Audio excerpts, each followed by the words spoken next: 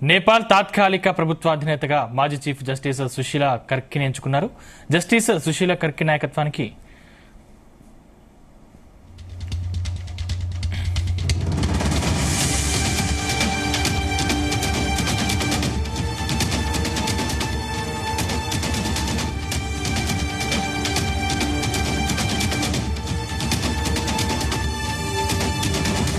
తాత్కాలిక ప్రభుత్వాధినేతగా మాజీ chief justice Susheela Karki నాయకత్వానికి ఆందోళనకారులు అంగీకరించినట్లు తెలుస్తుంది.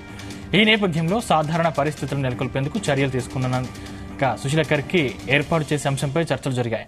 ఆన్లైన్ వర్చువల్ మీటింగ్ లో సుమారు 4,000 మంది పాల్గొన్నారు. ఆ సమయంలో కర్కి పేరు ప్రస్తావనకు వచ్చింది. ఆర్మీతో పాటు తాత్కాలిక ప్రభుత్వాధికారులతో సుశీలా చర్చలో పాల్గొనాలని జేఎన్జెడ్ అభిప్రాయపడింది. ప్రస్తుతం నేపాల్ ఆర్మీ దేశాన్ని అధీనంలోకి తీసుకుంది.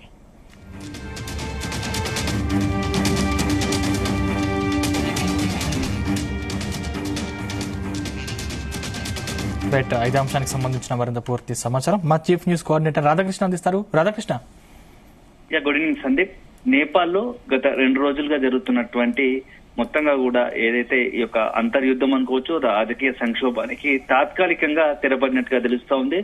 సో ఈ రోజు నేపాల్ అధ్యక్షుడు రామచంద్ర పౌడెల్ తో అక్కడ ఉన్నటువంటి ఎవరైతే ఉన్నారో జెన్జెడ్ వాళ్ళందరూ ఆందోళనకారులందరూ కూడా ఈ రోజు సమావేశమయ్యారు. సో తాత్కాలికంగా అక్కడ ప్రభుత్వాధినేతగా గతంలో చీఫ్ జస్టిస్ గా పనిచేసినటువంటి సుశీలా కర్కి పేరును ప్రతిపాదించినట్టుగా తెలుస్తా ఉంది.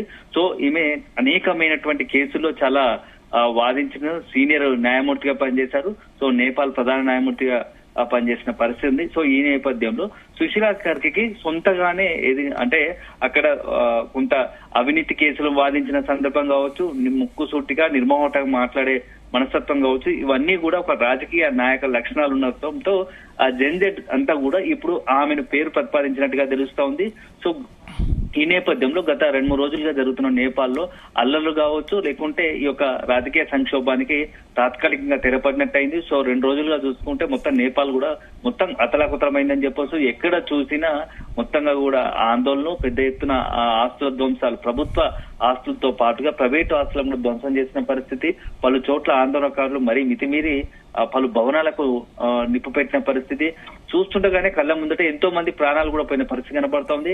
ఏకంగా ఒక మాజీ ప్రధానికి సంబంధించినటువంటి సతీమణిని మంటల్లో కాల్చి చంపిన పరిస్థితికి వచ్చింది. సో ఒక రకంగా చూస్తే పరిస్థితులు చేయి దాటిపోతున్నాయి అనుకుంటున్న తరుణంలో ఈ రోజు జరిగిన చర్చలు ఏదైతుందో కొంత ఫలప్రదం అవడం, అందులో సుశీలా కర్కి పేరును తాజాగా ప్రతిపాదించడం, ఆమె తాత్కాలికంగా ప్రభుత్వాధినేతగా బాధ్యతలు చేపట్టే అవకాశం కనబడుతోంది. సో దీంతో ఆందోళనకారులు కాస్త శాంతించే అవకాశం ఉన్నట్టుంది. ఎందుకంటే ఈ రోజు వర్చువల్ గా జరిగిన మీటింగ్ లో సుమారు 4,000 మందికి పైగా ఆందోళనకారులు పాల్గొన్నారు. వాళ్ళ డిమాండ్ తెర ముందు ఉంచారు. సో అల్టిమేట్ గా ప్రస్తుతం ఆర్మీ పాల్లో ఉన్నటువంటి నేపాల్లో ఇప్పుడు ఈ యొక్క శాంతి చర్చలు ఫలప్రదం అయిపోయి సుశీలా కర్కి పేరు తెరపై తీసుకురావడంతో ప్రతిపాదించడంతో ఇక మళ్ళీ నేపాల్లో మరొకసారి మొత్తంగా శాంతియుత వాతావరణం నెలకొంటుంది అనే ఒక అభిప్రాయం వ్యక్తమవుతోంది.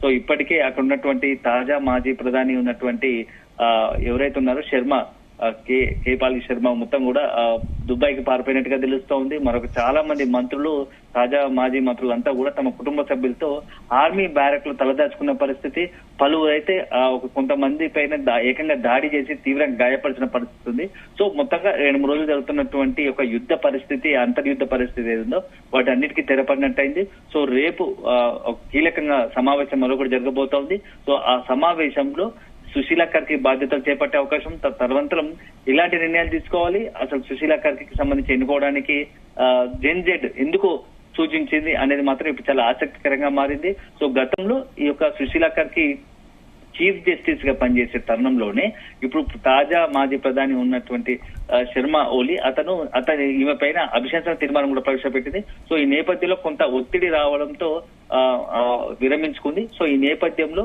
ఇప్పుడున్న పరిస్థితుల్లో ఒక సీనియర్ గా న్యాయమూర్తిగా అనేకమైనటువంటి నేపాల్ యొక్క రాజకీయ, అదేవిధంగా సామాజిక, ఆర్థిక పరిస్థితులు తెలిసిన ఏకైక వ్యక్తిగా సుశీలా కర్కి ఉన్నట్టుగా జెన్జెడ్ భావించినట్టుంది. ఆ నేపథ్యంలోనే ఆమెను ఇప్పుడు తాత్కాలికంగా ప్రధానిగా ఎన్నుకునే అవకాశం కనబడుతోంది. సో ఆమె నాయకత్వంలో నేపాల్ భవిష్యత్తు ఎలా ఉండబోతోంది, సో తాత్కాలికంగా ఆమె తీసుకునే నిర్ణయాలు నేపాల్లో ఇప్పటికి ఉన్నటువంటి శాంతి పెంపొందించడంతో పాటు మిగతా అనేకమైనటువంటి ఆందోళనలు కావచ్చు, అవినీతి ఆరోపణలు కావచ్చు, ఇతరత్ర ఏవైతే ఉన్నాయో వాటన్నిటిని రూపుమాపడానికి ఈమె ఎంతో ప్రయత్నం ఏ విధంగా ఉండబోతుంది అనేది మాత్రం రాబోయే రోజుల్లోనే తెలియ అవకాశం ఉంది. మొత్తానికైతే గత 3 రోజులుగా జరుగుతున్న పరిణామాలకు ఈ రోజు తాత్కాలికంగా ఒక ఊరట, ఒక పులిస్టా పడిందని చెప్పవచ్చు. ఆ ఆందోళనకారులు కూడా కాస్త శాంతించి రేపటి నుంచి యథావిధిగా నేపాల్లో జనజీవనం ఉండే అవకాశాలు కనబడుతున్నాయని చెప్పవచ్చు. సందీప్, అయితే నేపాల్లో ఆర్మీ కర్ఫ్యూ కొనసాగుతుంది. భారత సరిహద్దులో ఎలాంటి తీవ్రత ఉంది?